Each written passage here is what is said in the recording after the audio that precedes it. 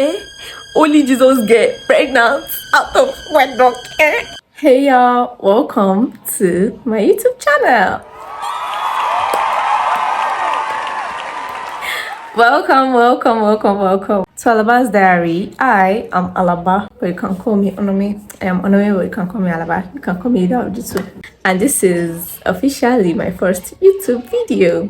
Now I'm saying this is officially my first YouTube video because that one I posted was just to keep me accountable and make sure I post this particular one. So officially, this is my first YouTube video.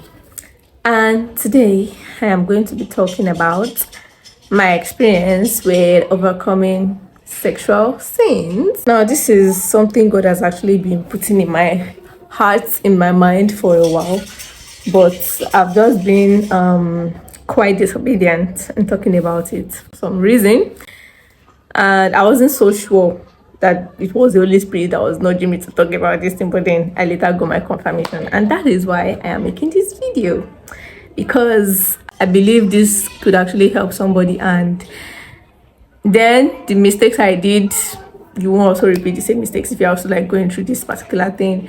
And then I realized that one of my major problems was not speaking up, not speaking up when I was going through these things. And that is what the enemy wants. It just wants you to be isolated and going through your problems alone, and things like that. Let's get into the video. So before I was 18, I'd come across porn several times, and it's not by intentionally watching them. It's always mostly through, these pop-ups on some websites, or maybe me coming across it on somebody's phone, through somebody's gallery and things like that. So now when I did watch them, I didn't always like feel anything, like my body doesn't feel anything. So I thought, maybe I'm built different because of the way other people have, like, I've heard some other people talk about, oh, porn is bad, when you watch it you feel this, you feel that, blah blah blah. So I thought, like, well, I didn't see what was necessarily bad with it because I didn't feel anything. Though I didn't used to shy away from watching movies with explicit scenes, and like I said, because I didn't used to feel anything, I didn't count it as anything particularly bad, Well, also I thought, little did I know that I was setting myself up for something bigger coming my way. So at 18, I was in my rebellious teenager era.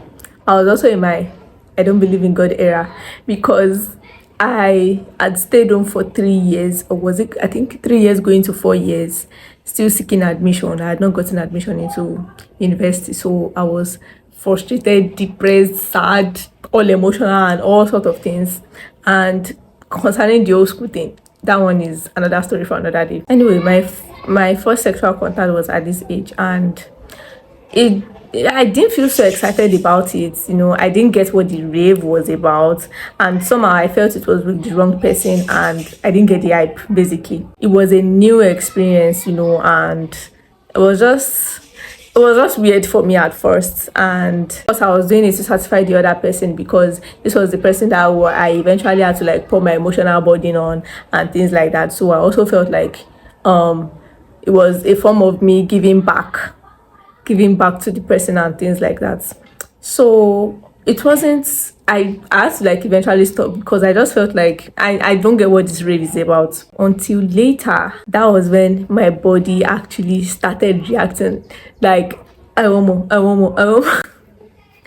My body started begging for more, and that was when all these images from all this porn and explicit things that had come across now started playing back in my head.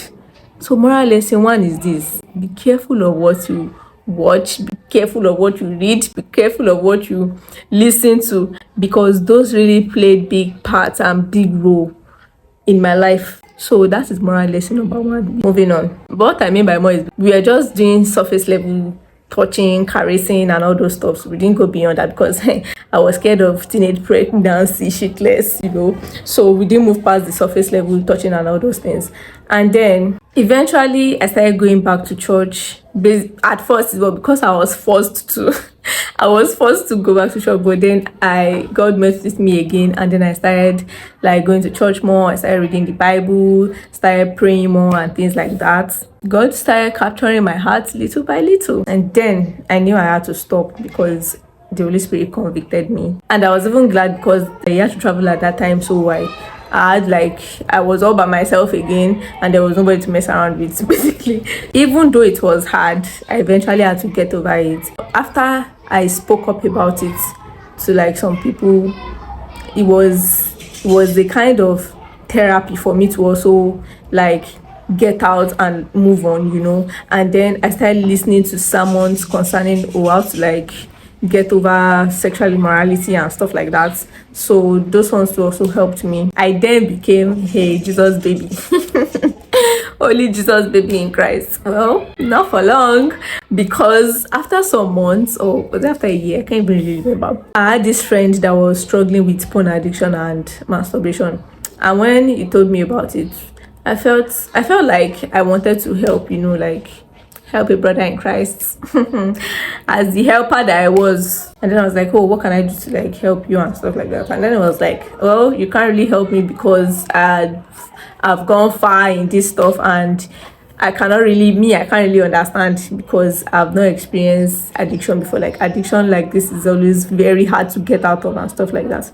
And I was like, there should be something I must be able to do, because I just felt like, sister in Christ, you should be able to help somebody else, Then I was feeling all this ginger to help. And then when I heard the part of it, because I hadn't experienced it, I cannot understand, I cannot empathize. In my foolishness, I thought, what if I actually experience this thing and then I get out of it, and then I will not come back and help? I was stupid. I was an idiot because that was where my problem, another new problem now started for me. So basically, my journey into the world of porn addiction and masturbation started. It started from once in a month to twice to 2 times in a week, like that, frequently, till I became so addicted to it. And like I said, I was doing Jesus baby all this while, and I used to like post Christian content and stuff. And then I was like, so the hand that I'm using to read Bible, I'm using it to do something else. Hey, something unholy, So I felt like, nah, this is terrible. And then I was already addicted at that point. So I actually felt like a hypocrite. Is it an hypocrite or a hypocrite? I felt like one. And then I basically stopped posting all those Christian content, because I was like, hey, anti-hypocrite, you are doing this, you are saying something else online, but you are going behind the closed doors and doing something else, So I like stopped praying, I stopped reading the Bible, I stopped watching sermons. I basically even stopped doing like most Christian. I was still going to church too, but I stopped being so involved, like from the depth of my heart and my spirit, and I didn't even speak up about it again. I now kept this thing to myself, because at this point I felt like, should a Christian be doing something like this? Like, which mouth do I want to use it to tell somebody? Who do I want to tell? That kind of thing. Who do I want to tell about this thing? So I just kept this thing to myself again. And then some months after, I came across this Christian community online. And I actually didn't want to join that because I was like, okay, I was on some Christian communities then, but nothing was really going on there. But like, I just felt this nudge in my spirit that I should join, And then I joined. And even though I was this kind of person that I don't speak up, like if I'm going through problems, I do keep things to myself. I don't like speaking up. I just felt, I don't know what came over me, but I just talked about it then, about my struggle with one. And then me waiting for, the judging fingers to be pointed at me, I was just saying something like, oh, sis, I'm also going through this. Oh my gosh, I can totally relate. I also went through this thing sometimes. Like some people were like saying they could relate, they could. And then I was like, that night, I shed tears of wow. In fact, I don't even know what kind of tears to even call those tears. But it just felt like I was home, because not only did these people, like some of the people were like, oh, they could relate and stuff. People were actually willing to like try to help and stuff like that. And I don't know, I was overwhelmed with joy, I was overwhelmed with guilt, I was overwhelmed with happiness, I was overwhelmed with shame. In fact, everything was just, I was just all up in my emotions that night, because I felt a burden, like a heavy burden, lift off my chest, lift off my shoulders. So when I spoke about it, and then they did not just say they could relate, someone actually gave some particular tips that they had also been through that kind of situation, but then like what helped them, and I'm actually going to share them because this might help somebody too. The person noted that the first thing I had to do was identify my triggers, you know, those things that usually make me want to like watch the porn, or things that usually make me want to like do all this stuff.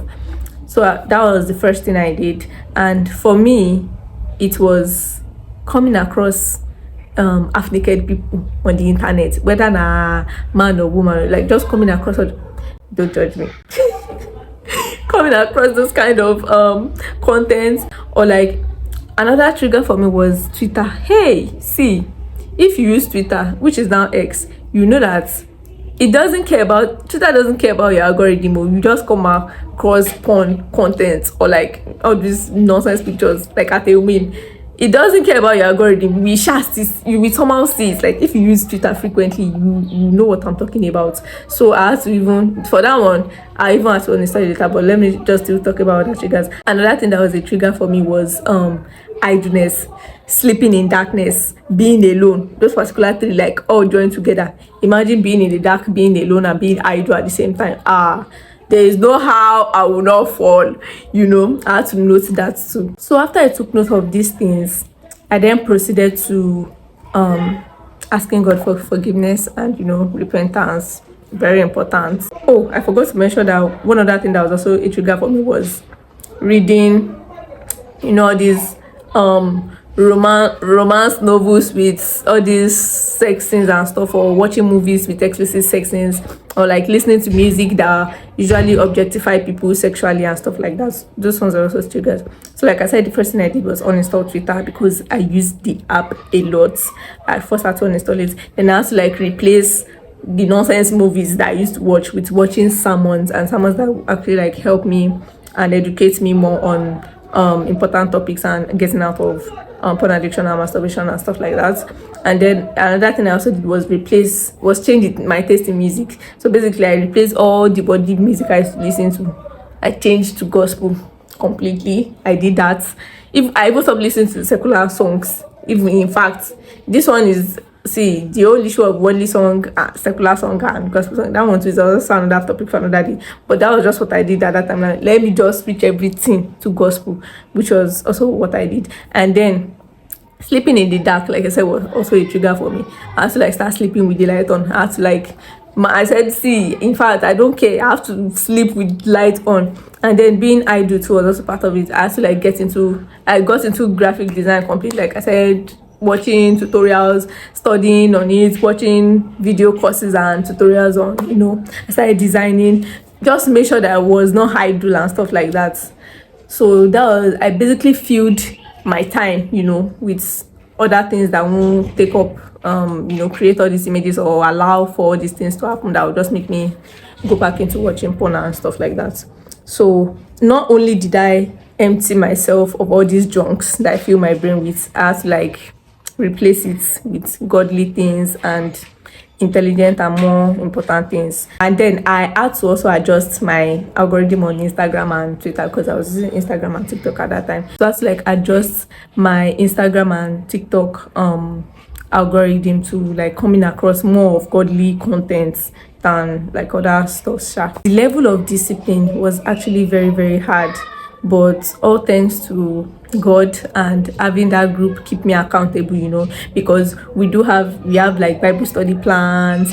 We watch sermon, let's say we have one sermon in a week, and then we watch it and then come back to like discuss it.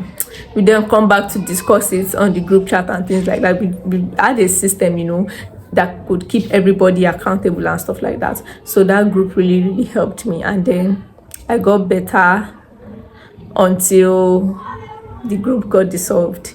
I think the handler said God instructed us to like move on to other people to also like bring more people to Christ and stuff like that. So the group got dissolved. Now, the handler mentioned that everybody could still keep in touch, and things like that. But my mistake was when the group got dissolved, I went back into isolation mode. I can't even say this is the particular reason why I went back into isolation mode, but I stopped keeping in touch with people there, including the handler, even though she mentioned that, oh, if you needed anything, or you needed somebody to talk to or anything, you could still like reach out to her. She's still very much available and stuff like that. But my issue was I went back into this isolation mode. And then another problem arose again. Another lesson is, like I said, don't keep things to yourself. Even though it took me like years, even after this time, it still took me years for me to actually realize and learn this lesson. But then that is it. So another level of sexual immorality came into my life again after that time. So I defaulted my partner then that I didn't want to, like, I wasn't interested in anything premarital sex, because of my faith and stuff like that. Which he agreed and said, oh, he's also a Christian, that's what he believes, blah blah blah. Well, until the day that I allowed him to sleep over at my place. Now, let me mention this very important lesson again. See, once you have a boundary, or once you build a boundary concerning something, make sure that boundary is built on a solid foundation, and make sure you avoid anything that will make that boundary, like the foundation of that boundary, shake. Make sure you avoid anything that will make you want to like lower your resolve, or like shake in your resolve. Like, try and avoid it, because that was one of my biggest mistakes. And I was also this kind of person. I was a people pleaser. That was like one of my problems, but I didn't realize it as at that time rather. People pleasing was one of my problems, and that put me in a lot of trouble. Now, the first time he actually asked like about sleeping over my place, I actually said no, because I was like, nah, I know my body. Another lesson you have to learn is you have to know your body. Like, I was like, I know my body, I know myself, I know how I can react in situations like this. So I was like, nah, I'm not doing this. And then he started acting cold towards me. And like I said, as this people pleaser that I was, when I was, oh, what's wrong with you, why I did this? It was like, oh, because of this. And like, what if he had maybe something bad that happened to him? Because I think he mentioned something like maybe there was no water at his place, or maybe they saw a snake in his house, or one kind of excuse like that. Like, I really can't remember. But then, when I said no, and he started giving me this attitude, and I felt bad. And like, oh, maybe I should have just allowed him. So the next time he came again to like sleep over my place, I actually allowed it. And then it was like, oh, he promised not to touch me, things like that. Yeah, right. Big mistake. Big mistake. Even though I didn't even allow anything past the surface level again, because I still feared pregnancy, I went back into this sexual immorality again. And of course, I was still a Christian. I was, even at this time too, I was like posting Christian content, though I stopped again. This time around, I even stopped going to church. I stopped praying. I stopped reading the Bible, because I felt guilty, I felt ashamed, I felt like an hypocrite. So, why am I smiling? Oh, it's funny now, but when it was happening then, it was not funny. I went back into this old mode again. Basically ran from God instead of running to him. Even though when it happens, like, I'll still feel bad, I will cry, I will feel remorse, and then still do it again, feel remorse, and then still do it again, feel remorse, and then still do it again, even though we didn't even go past the surface level again. Like I mentioned before, like, me being a people pleaser was a really, really big setback for me. It was a big setback now. Like, even me just talking about this is making me mad at myself. It's making me angry all over again. God help me.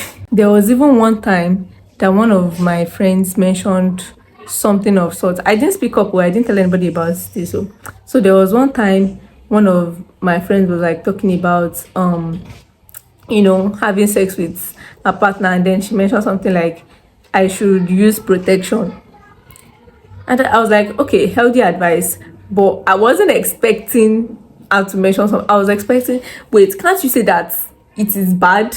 Like, premarital sex is a sin. Can't you tell me that it is wrong? Can't you tell me that what we are doing is wrong? Because we are both Christians. So I'm like, Why can't you tell me like this is wrong? Like, why are you saying I should use protection? Is that the advice you should be giving? I mean, healthy advice, of course. But even though, that was how I felt. Like I was just, I didn't speak up. Like, man, it was just a bad time. Now something happened that made me like stop entirely. It changed the trajectory of my life. It was a scary event that I will never again forget in my life, and I am very grateful.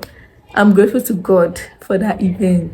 The last time we were together, I decided that okay, I was even going to stop, just like I had been saying, and this was because just the tip just the tip event happened. I was like, I am not doing it, Biko. Let's just stop it here. Like, it's okay, I'm not doing it again, it's over. So that night I decided to go back to my Father in heaven. I decided to pray that God, like, I'm so far deep into this thing, because I was already starting to like look for things that'll make me justify this thing.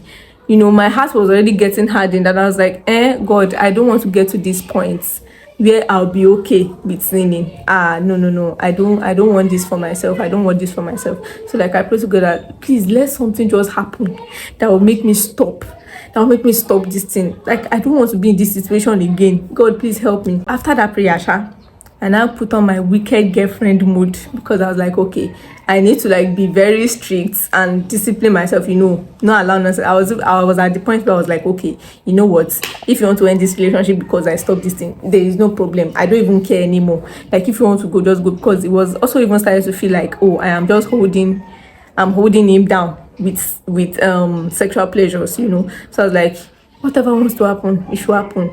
And then I was so grateful, because at this time we are apart, so I traveled, so we were not physically in close contact. So this was like, okay, I was like, oh, fine, this is a good opportunity for me to readjust myself and readjust my brain.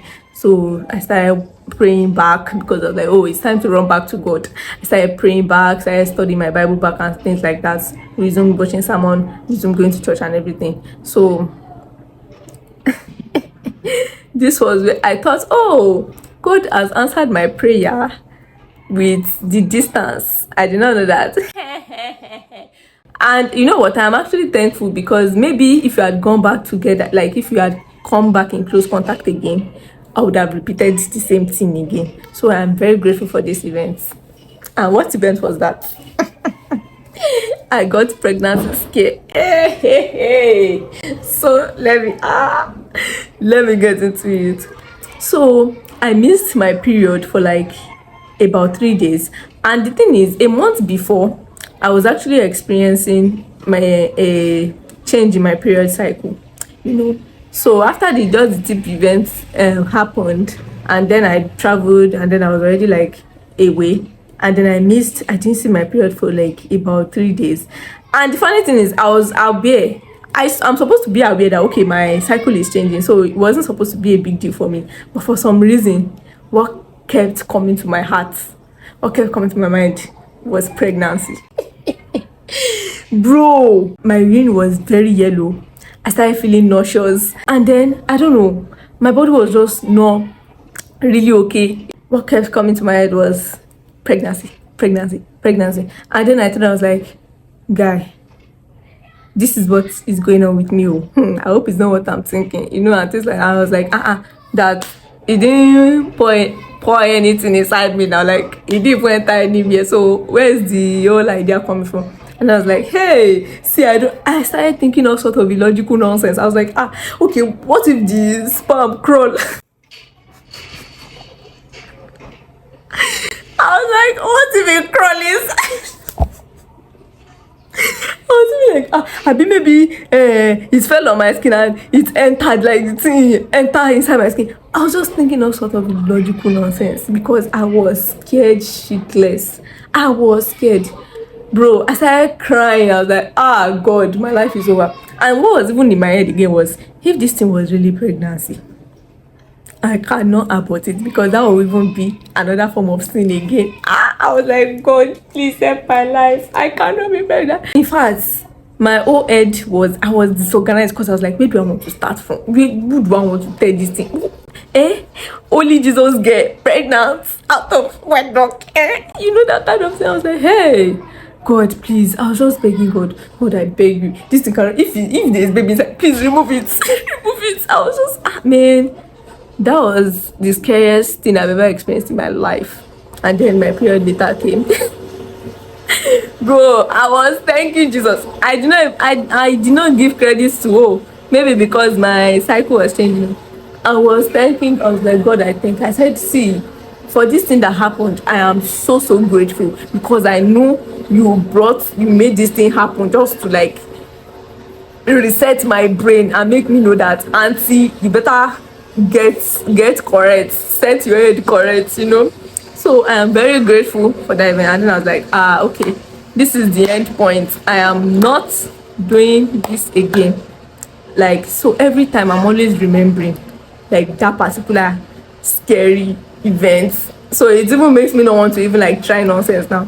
And then another idea that do come to my head now is, oh, what if I'm now in the process of having sex with somebody now, and then rapture comes?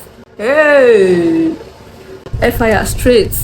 So even now myself is like put my head in check now that auntie, don't try any nonsense. So like all these things just help me to like keep me in check, keep my body in check, keep my mind in check, and make me know that, auntie, it is time for you to stop. Before I move on, or like I end this video, let me first say this. What is fornication? Fornication is having sexual relations with someone you are not married to. Someone you are not married to, including your boyfriend, including your girlfriend, including your fiancé. So you know what I mean now. You won't say, oh, it's just my boyfriend now, we'll marry at the end of it. How do you know? How do you know? Because that was also one of the reasons I wanted to use to like justify my actions. Then it is, see, a sin is a sin. A sin, even though I didn't go past the whole surface level this thing, it is still a sin. It's still sexual immorality, because it is powered by lust, not love. That love, this thing is a lie. It is powered by lust. It's not powered by love, you know. So because you just want to fulfill your fleshy desires, it's not like you are doing it to please God. It is not pleasing God. So I have to like come to this realization. I have to like come to terms with this. And like I said, people pleasing was like a very, very big factor, was like a big setback for me. And I'm just grateful that this year I had to do like self-awareness for myself, because I'm like, I really need to like understand the roots of some of my behaviors, or like I need to understand the roots of why I do some certain things. Like, why am I like this? Why is it that I always like want to do something just to satisfy somebody else? Because I'm this type of person that I don't like to hear that I am selfish. I don't like it. I don't like to hear that I am selfish. So I always try to like go out of my way to please others, go out of my way to like do what other people want me to do. So like one thing is still a process for me anyway. Like in fact, I am out of my people pleasing era, but what just remain now is to not feel guilty about people. See, once I get to that stage, it is over for you people. It is over for you people, because I will literally not care, as long as God has like asked me to do something, or is God's plan for me to do something, and like you want me to do what you want to do. I will say no without feeling any form of guilt. It's that stage I want to get to now, because I'm already like I'm already like overcoming that people pleasing stuff. And I'm very, very grateful, because God is helping me. By the grace of God, I am getting to that stage, and like I've been seeing the signs, you know, of me overcoming it and stuff like that. So for that, I am grateful to God. I am grateful for the people that have helped me along the way. And like I also said, speaking up is very important. And also one thing that is very important is forgiving yourself, because I was so hard on myself at all the points where I like fell, not fall down on the floor, but like I fell back into sin. I did not forgive myself, even after I'd gotten confirmation that, oh, God has forgiven me. Every time I like ask for forgiveness and stuff, I still didn't forgive myself, and that didn't make me move on. So it is very important that you forgive yourself also, because if you don't forgive yourself, you won't move past it. You will remain there because you feel guilty, and you sink in that guilt. You sink in that guilt. So this video is not to judge anybody or something, because obviously, who am I to judge? From everything I've said, who am I to judge, you know? So it's just, I'm just grateful to God, you know, for helping me, and for still helping me, for the people he has used and is still using in my life. So if you feel alone, or if you feel like you are going through whatever it is you are going through, you are not alone. You are not alone. You need to speak up. You can even talk to me. I'm here. Even though with all these words I've said, like, obviously you know you are not alone. So it's very, very important. And being in a community of people where you are like-minded too is also very important, because if you're amongst the people that don't care about you'll be stuck there, you know, you'll be in that cycle. So you also have to get yourself in a safe environment, in a healthy environment, and stuff like that. And I just hope that this video, that me talking about my experience, has been able to help somebody. And this is actually also like a therapy for me, because, you know, just rethinking and reliving those moments in my head again, in fact, it has put my guard up times 20 now. It has reset my brain to again, you know. So yeah, I'm grateful to God for this opportunity to tell my story. Yeah, so thank you for watching my video. It is nice to have you here. It is nice to talk to you guys. Please do subscribe for more. I hope there will be more, because I know God has big plans. God has big plans for me. So yeah, I really hope that this video has blessed somebody, or has blessed more people that I can imagine, and like has helped somebody grasp something of sorts. Yeah, so thank you guys for watching. Thank you all for watching my video. Please do subscribe. How about we get to at least 20 subscribers before this year ends? Just share this link, just share this video with somebody that you think this might help, you know, and stuff like that. So I will see you next time. Bye.